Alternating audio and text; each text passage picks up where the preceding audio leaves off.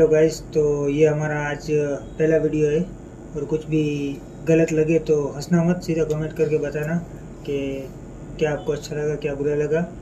पहली बार reaction video बना रहे हैं तो वीडियो गमे ने तो लाइक करना भाई। हम लोग गुजराती हैं और ये रफीक और मैं हूं अमिन। तो चलो आज ध्रुव राठी का वीडियो देखते हैं और रिएक्शन देते हैं किस तरह की वीडियो है। कर दूं ले? चलो स्टार्ट करते हैं। नमस्कार दोस्तों, 13 अप्रैल साल 2029 1000 फीट से ज्यादा बड़ा एस्ट्रॉयड अपोफिस धरती के बहुत बहुत करीब से गुजरेगा।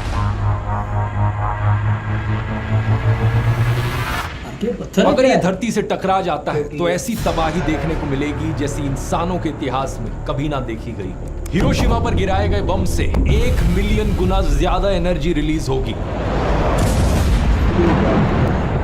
100 मीटर ऊंची वेव्स उठेंगी सुनामी की और पूरे के पूरे शहरों का सफाया हो जाएगा। लेकिन इतना ही नहीं, 12 जुलाई साल 2038 को एक और एस्ट्रॉयड धरती से टकरा सकता है और इस पोस्ट को देखिए, इसके टकराने का 72% चांस है। नासा ने ऑलरेडी अलर्ट इशू कर दिया है और अपनी प्लैनेटरी डिफेंस एक्सरसाइज शुरू कर दी है। आगे इस पोस्ट को देखिए, सिर्फ कुछ ही हफ्ते पुरानी है। नासा के चीफ के बाद अब इसरो के चीफ ने वार्निंग दी है, हम सब एक्सटिंक्ट हो सकते हैं। अरे बाप रे, एक अर्थ डिस्ट्रॉइंग एस्ट्रॉयड बड़ी तेजी से धरती के करीब बढ़ रहा है। इसरो चीफ का कहना है कि मार्स पर माइग्रेट करना एक ऑप्शन है और सारी ग्लोबल स्पेस एजेंसीज इस पर काम कर रही हैं। आखिर कितनी सच्चाई है इन खबरों में? एग्जैक्टली कौन कौन से सबसे खतरनाक एस्ट्रॉयड्स हैं धरती के लिए और नासा का यहाँ पर क्या प्लान चल रहा है? आइए समझते हैं इन सारी चीजों को गहराई से आज के इस वीडियो में। पूरा देखना पड़ेगा।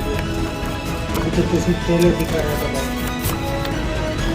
तो वीडियो खतरनाक होता है, बंदा कहीं से ढूंढ के लेके आता है। एस्ट्रॉइड्स को दोस्तों प्लैनेटॉइड्स भी कहा जाता है क्योंकि ये छोटे प्लैनेट्स की तरह होते हैं। ये बेसिकली कुछ बड़े से पत्थर हैं जो स्पेस में घूम रहे हैं। साइज में ये कुछ 10-20 मीटर के भी हो सकते हैं और 100-200 किलोमीटर के भी हो सकते हैं। सबसे छोटा एस्ट्रॉइड जो एग्जिस्ट करता है वो है सिर्फ 2 मीटर चौड़ा और सबसे बड़ा है सेरेस नाम से 940 किलोमीटर डायमीटर में।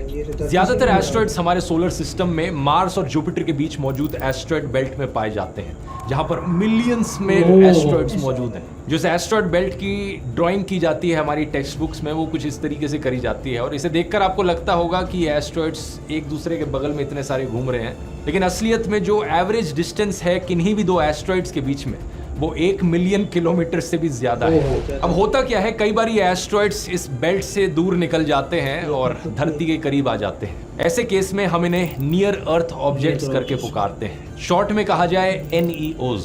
अब NEOs सिर्फ एस्ट्रॉइड्स ही नहीं बल्कि कॉमेट्स भी हो सकते हैं, मीटियोर्स भी हो सकते हैं, मीटियोराइट्स और मीटियोरॉइड्स भी हो सकते हैं। आप पूछोगे फर्क क्या है इन सब में? अब देखो दोस्तों, होते ये सारे के सारे पत्थर के टुकड़े ही हैं जो स्पेस में उड़ रहे होते हैं, लेकिन जिस तरीके से हम इन्हें डिफाइन करते हैं फर्क वहां पर आता है। जैसे कि एस्ट्रॉइड्स बने होते हैं पत्थर और मेटल के, कॉमेट्स बने होते हैं बर्फ, पत्थर और डस्ट के। इन्हें डर्टी स्नोबॉल्स भी कहा जाता है। एस्ट्रॉइड्स मार्स और जुपिटर के बीच एस्ट्रॉइड बेल्ट में पाए जाते हैं। कॉमेट्स काइपर बेल्ट में पाए जाते हैं। ये बेल्ट नेपट्यून के आगे है और दूर है सोलर सिस्टम में। कॉमेट्स जब स्पेस में उड़कर जाते हैं तो उनके पीछे एक टेल सी दिखती है जो एस्ट्रॉइड्स में नहीं दिखती। टिपिकली कॉमेट्स का साइज भी काफी बड़ा हो सकता है, 1 से 10 किलोमीटर का हो सकता है। और जब भी कोई कॉमेट धरती के पास से गुजरता है उसे आसानी से देखा जा सकता है आंखों से, लेकिन एस्ट्रॉइड्स को देखने के लिए टेलीस्कोप्स की जरूरत पड़ती है मोस्ट केसेस में। हमारे लिए खतरे के मामले में एक कॉमेट कहीं ज्यादा खतरनाक है एस्ट्रॉइड से, क्योंकि पहली चीज कॉमेट की स्पीड दुगनी होती है एस्ट्रॉइड से, और दूसरी चीज वार्निंग टाइम कम होता है।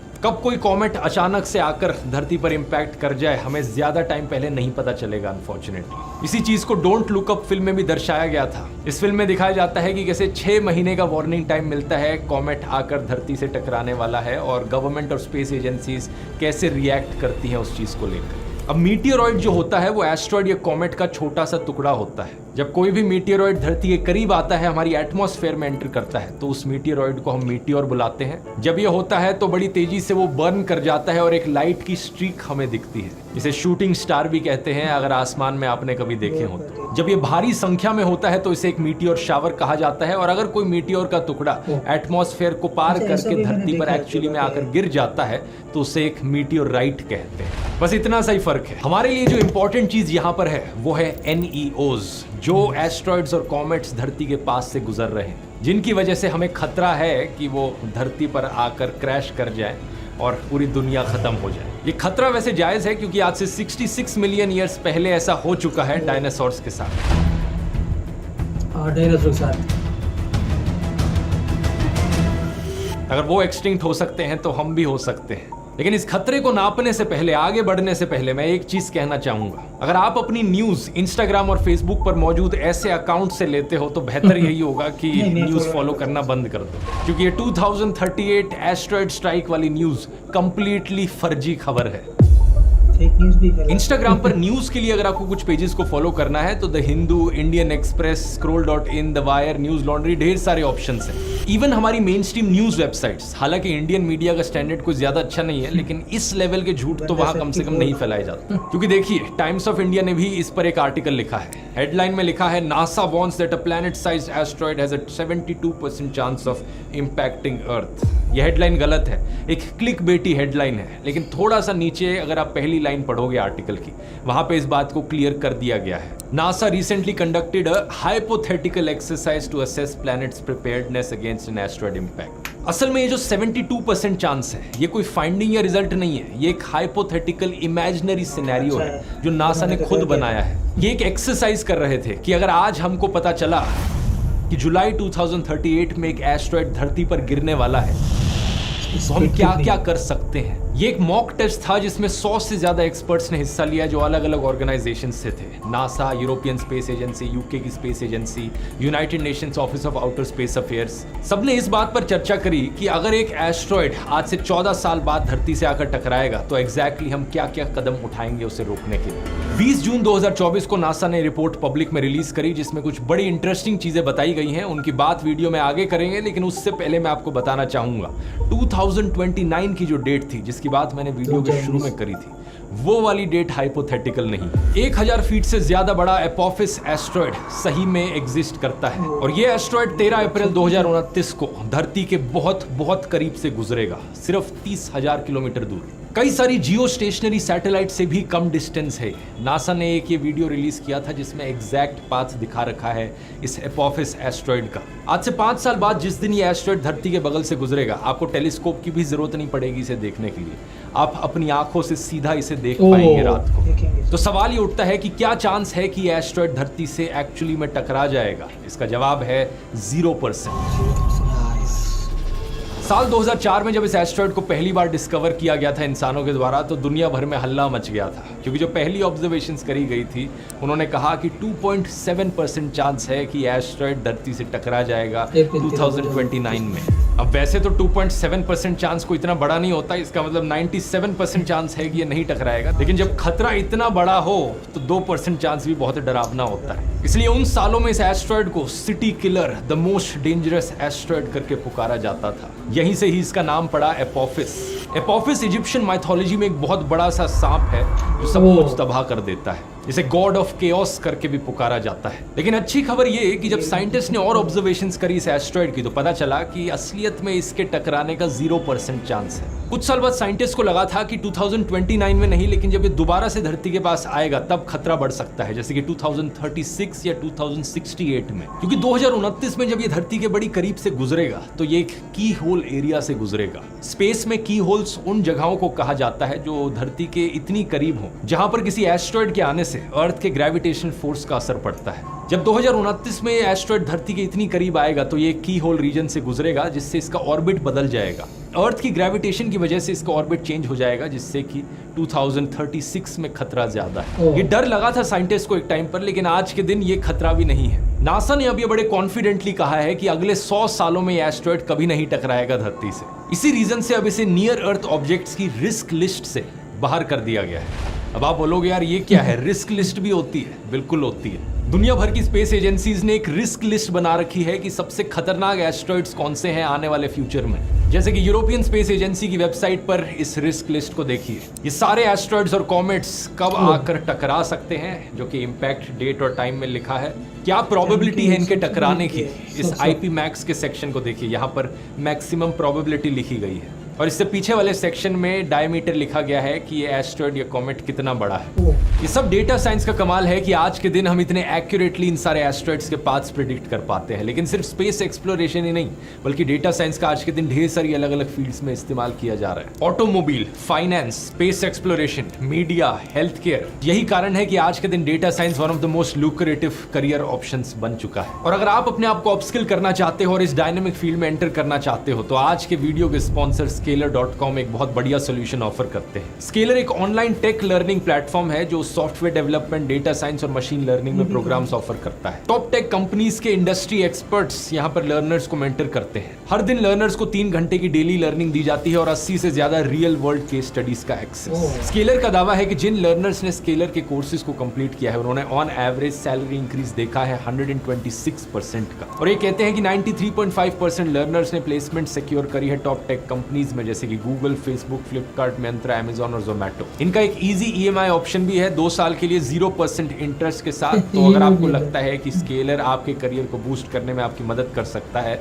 इनकी वेबसाइट को जाकर चेकआउट करिए, लिंक डिस्क्रिप्शन में मिल जाएगा। उसी लिंक से आप एक फ्री लाइव मास्टर क्लास के लिए भी साइन अप कर सकते हैं और खुद ही से जाकर जज कर सकते हैं कि इसमें आपके लिए कितनी वैल्यू है। आइए अब अपने टॉपिक पर वापस आते हैं और इस रिस्क लिस्ट में टॉप 3 सबसे खतरनाक एस्ट्रॉयड्स को थोड़ा डिटेल में देखते हैं। नंबर 1 पर है 2023 BD3 एस्ट्रॉयड। ये जो 2023 है इसके नाम में, इससे हमें पता चलता है कि इस एस्ट्रॉयड को 2023 में डिस्कवर किया गया था। साइज में ये बहुत ही छोटा सा एस्ट्रॉयड है, सिर्फ 11 से 24 मीटर बड़ा है। धरती से ये टकरा सकता है 8 नवंबर साल 2034 को और टकराने की प्रोबेबिलिटी है 1 in 387, यानी परसेंटेज में कहा जाए तो 0.25% चांस है इसका टकराने का। ये काफी बड़ा चांस है एक्चुअली में, यही कारण है कि इसे नंबर 1 पर रखा गया है लिस्ट में। लेकिन क्योंकि इसका साइज काफी छोटा है, इसलिए ये ज्यादा खतरनाक नहीं है। चांसेस यही हैं कि अगर ये धरती से टकराया भी तो ऐसी जगह पर गिरेगा जहां समुद्र हो या फिर ज्यादा लोग ना रहते हो और उससे कोई डैमेज होगा नहीं।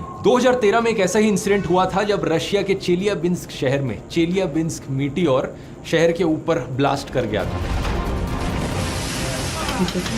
It came out of nowhere. A bright speck in the sky, soon streaking across the horizon, followed by an almost apocalyptic scene, a blinding flash of light, and then all hell broke loose. उस meteor का diameter भी करीब 20 metre का था और एक बड़ी powerful shock wave जरूर रिलीज हुई थी। कुछ बिल्डिंगों पर डैमेज हुआ, कुछ लोग इंजर्ड हुए, लेकिन किसी भी इंसान की मौत नहीं हुई। Nearly 1,500 people were injured. Most of them suffered cuts from shattered windows. Risk list में नंबर 2 पर है 1979 XB एस्ट्रॉयड। ये साइज में काफी बड़ा है, 400 से 900 मीटर का इसका डायमीटर है। पोटेंशियली आकर ये 12 दिसंबर 2056 में टकराएगा और प्रोबेबिलिटी है इसके टकराने की 1 in 4.27 मिलियन, यानी कि 0.00002%।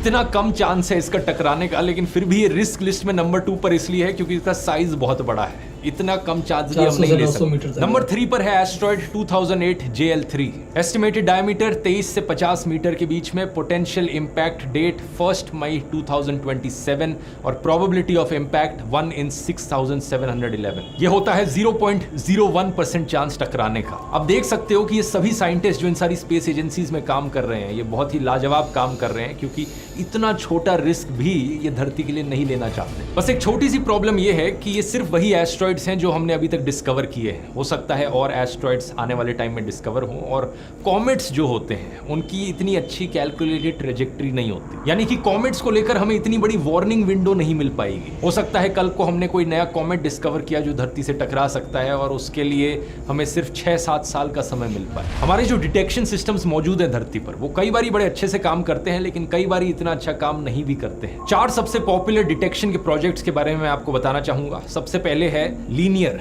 लिंकन नियर अर्थ एस्ट्रॉयड रिसर्च। इसे साल 1996 में शुरू किया गया था और ये यूनाइटेड स्टेट्स की एयरफोर्स, नासा और MIT के बीच में कोलैबोरेशन है। ये 2 1 मीटर लंबे टेलीस्कोप्स और 1 आधा मीटर लंबे टेलीस्कोप का इस्तेमाल करता है और हर साल 10,000 से ज्यादा ऑब्जेक्ट्स डिस्कवर करता है। आज के दिन जितने भी एस्ट्रॉयड्स ढूंढ कर निकाले जा रहे हैं, उनमें से 65% सिर्फ इस एक प्रोजेक्ट के द्वारा ढूंढे जा रहे हैं। दूसरा है CSS Catalina sky survey. University of Arizona के द्वारा एस्टैब्लिश स्टैब्लिश किया गया 1998 में, जो 2 बड़े टेलीस्कोप्स का इस्तेमाल करता है। इसकी मेजरमेंट्स इतनी प्रिसाइज हैं कि साल 2008 में इन्होंने एक ऐसे एस्ट्रॉयड को ढूंढा जो सिर्फ 4 मीटर का था डायमीटर में, और एक्यूरेटली इन्होंने ये प्रिडिक्ट करके बता दिया कि एग्जैक्टली किस टाइम पर किस दिन ये एस्ट्रॉयड धरती पर गिरेगा और कहां गिरेगा एग्जैक्टली। 19 घंटे बाद इनकी प्रिडिक्शन के ये एस्ट्रॉयड जाकर नॉर्थ सुडान के रेगिस्तान में गिरा था, और वही जगह पर जहां इन्होंने प्रिडिक्ट किया था। तीसरा है PanSTARRS, Panoramic Survey Telescope and Rapid Response System. ये पैसिफिक ओशन के बीच हवाई में मौजूद है और दुनिया के सबसे बड़े डिजिटल कैमरास का ये इस्तेमाल करता है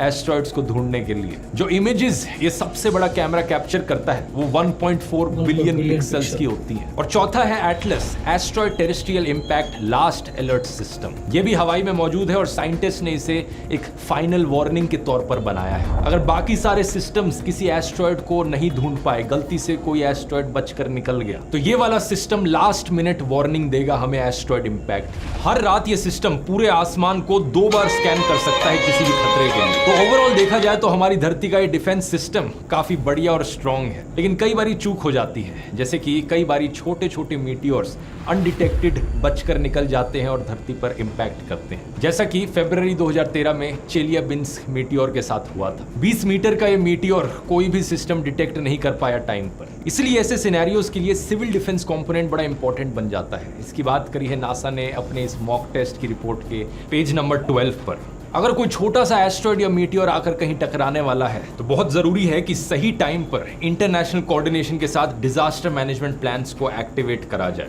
लेकिन तब क्या होगा अगर कोई बड़ा एस्ट्रॉयड आकर टकराने वाला हो? डरा रहा है या समझा रहा है? यहाँ 3 स्ट्रैटेजीज है उससे डील करने के लिए। पहला काइनेटिक मेथड्स, दूसरा slow push and pull methods और तीसरा न्यूक्लियर मेथड्स। इन तीनों में से पहला काइनेटिक मेथड ही इकलौता तरीका है जिसे रियल लाइफ में सक्सेसफुली टेस्ट किया गया। इसमें हम एक स्पेसक्राफ्ट भेजते हैं जो एस्ट्रॉयड को टक्कर मारकर उसका रास्ता बदल दे, यानी कि उसका ऑर्बिट चेंज कर दे। बड़ा ही सिंपल और इफेक्टिव तरीका है। इसका प्रैक्टिकल एक्सपेरिमेंट 2 साल पहले किया गया था नासा के डबल एस्ट्रॉयड रीडायरेक्शन टेस्ट में। 26 सितंबर 2022 170 मीटर बड़ा डायमॉर्फस एस्ट्रॉयड कहीं स्पेस में धरती से बहुत दूर मौजूद था और नासा का स्पेसक्राफ्ट ले जाकर उस पर क्रैश कराया गया। NASA's first planetary defense test to intentionally crash into an asteroid. इस एस्ट्रॉयड से हमें कोई खतरा नहीं था, बस इसे एक एक्सपेरिमेंट के तौर पर किया गया था, ये देखने के लिए कि ऐसा करने से सही में एस्ट्रॉयड का ऑर्बिट बदलता है या नहीं बदलता। इस टकराव का वीडियो भी लिया गया जो आप स्क्रीन पर देख सकते हैं, और इसके बाद जब नासा ने रिजल्ट देखा तो एक्चुअली में एस्ट्रॉयड का ऑर्बिट बदल गया था। यही सेम एक्सपेरिमेंट चाइना की नेशनल स्पेस एजेंसी भी अगले साल करने वाली है। 2025 में वो एक 30 मीटर बड़े एस्ट्रॉयड पर अपना एक स्पेसक्राफ्ट ले जाकर टकराएंगे और उसका पाथ बदलने की कोशिश करेंगे। दूसरा तरीका है स्लो पुश एंड पुल। इसमें हम धीरे धीरे करके एस्ट्रॉयड का ऑर्बिट बदलते हैं। इसके लिए सोलर एनर्जी का इस्तेमाल किया जा सकता है। एक स्पेसक्राफ्ट एस्ट्रॉयड के पास गया और सूरज की रेस को एस्ट्रॉयड पर कॉन्सेंट्रेट करके वेपराइज कर दिया एस्ट्रॉयड के एक हिस्से को। इस रिएक्शन के होने से थोड़ी बहुत गैस निकलेगी जिसकी वजह से एस्ट्रॉयड पर एक थोड़ा सा थ्रस्ट पड़ेगा और धीरे धीरे करके एस्ट्रॉयड अपना ऑर्बिट बदल लेगा। ये चीज नेचुरली भी एस्ट्रॉयड्स पर होती है जब कोई भी एस्ट्रॉयड सूरज के पास से गुजरता है, लेकिन जब स्पेसक्राफ्ट भेजकर ये किया जाएगा तो डर बस इस चीज का है कि जब वेपराइजेशन होगी उस पत्थर की जो एस्ट्रॉयड पर मौजूद है तो वो पत्थर कहीं ना कहीं स्पेसक्राफ्ट के ऑप्टिकल सिस्टम से ना इंटरफेयर कर दे। तीसरा है न्यूक्लियर मेथड। लिटरली एक न्यूक्लियर बॉम्ब भेजो स्पेसक्राफ्ट में और एस्ट्रॉयड को फोड़ डालो। सुनने में बड़ा फिल्मी लगता है लेकिन रियलिस्टिकली शायद ही इसका कभी इस्तेमाल किया जाए। 2 कारण है इसके पीछे। पहला तो ये कि न्यूक्लियर बॉम्ब का स्पेस में इस्तेमाल करने से बहुत सारी लीगल, इंटरनेशनल, जियोपॉलिटिकल प्रॉब्लम्स आ सकती हैं। और दूसरा ये कि जब किसी एस्ट्रॉयड को फोड़ा जाएगा तो उसके टुकड़े चारों तरफ बिखरेंगे और हम नहीं जानते कि वो टुकड़े कौन सा ऑर्बिट फॉलो करेंगे। हो सकता है कि कोई टुकड़ा आकर धरती पर गिर जाए उसके फोड़ने की वजह से। लेकिन ये मेथड फिर भी अंडर कंसिडरेशन है, क्योंकि अगर कोई एस्ट्रॉयड बहुत ही हद से ज्यादा बड़ा हुआ, जैसे कि अगर 10 किलोमीटर से ज्यादा बड़ा हुआ एस्ट्रॉयड कोई साइज में, वही साइज जिसने डायनासोर्स को भी एक्सटिंक्ट किया था, तब बाकी और तरीके शायद इतना काम ना करे क्योंकि उस एस्ट्रॉयड का साइज ही अपने आप में इतना बड़ा है। जो मॉक टेस्ट नासा ने कुछ महीने पहले किया था उसमें इन्हीं सारी चीजों की बात करी गई थी। एग्जैक्टली कैसे डील किया जाए एक एस्ट्रॉयड से जो 14 साल बाद आकर धरती से टकराने वाला हो और जिसका चांस 72% हो। अच्छी खबर यह है कि 81% पार्टिसिपेंट्स जो इस मॉक एक्सपेरिमेंट में हिस्सा ले रहे थे उनका मानना था कि हम रेडी हैं ऐसे खतरे से डील करने के लिए। सिर्फ कुछ गैप्स हैं जो अलग अलग साइंटिस्ट ने रेज किए ऐसे सिनेरियो को लेकर। फॉर एग्जाम्पल, एक गैप बताया गया कि हमने अभी तक सिर्फ एक ही मेथड को ट्राई किया है, काइनेटिक मेथड। हमें आने वाले टाइम में इस काइनेटिक मेथड को और कई बार टेस्ट करना चाहिए ताकि इसकी श्योरिटी हमें मिल सके कि ये काम करेगा। ये 5वीं ऐसी मीटिंग थी जो ऐसी हाइपोथेटिकल एस्ट्रॉइड स्ट्राइक को डिस्कस करने के लिए करी गई थी। इससे पहले 2013, 14, 16 और 22 में भी ऐसी मीटिंग्स करी गई थी। इसे planetary defence inter agency table top exercise का नाम दिया गया और John Hopkins applied physics laboratory में ये 100 के करीब एक्सपर्ट्स मिले थे। तो कुल मिलाकर बात यह है दोस्तों कि चिंता की कोई बात नहीं है। पहली चीज, अगले 100 सालों में कोई भी ऐसा बड़ा एस्टेरॉयड नहीं है जिसकी 0.01% भी पॉसिबिलिटी हो धरती से टकराने की।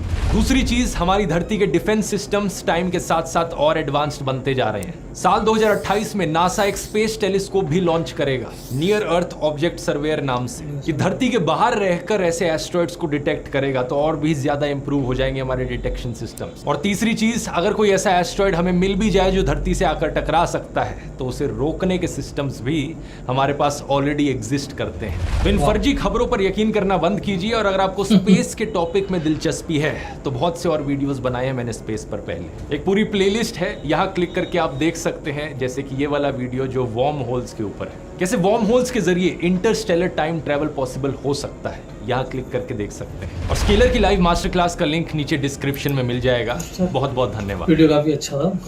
तो गाइज आज का ये हमारा रिएक्शन वीडियो था। अगर आपको वीडियो पसंद आया, कुछ भी गलती हुई, फर्स्ट टाइम वीडियो रिएक्शन पे बनाया हमने, तो इग्नोर करिएगा और कुछ भी गलती हो तो कमेंट करिएगा। और